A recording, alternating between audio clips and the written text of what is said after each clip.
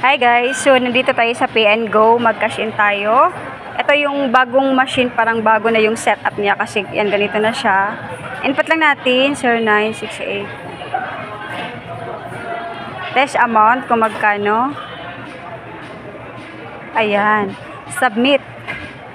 So dito guys, proceed lang natin, double check natin yung number.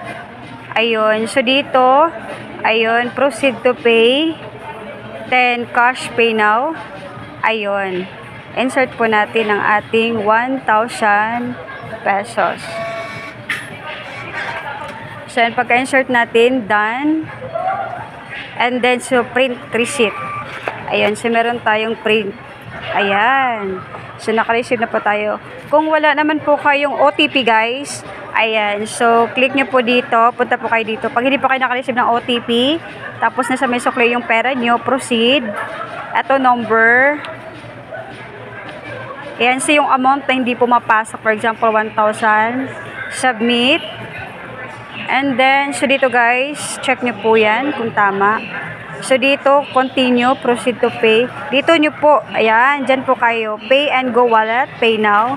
So dito guys, enter pin. Pag wala po kayo na-receive dyan, so click nyo po dito, get pin. Click nyo po yan, tapos makakuha na po kayo ng pin. Tapos input nyo po dyan and then submit. Ganun.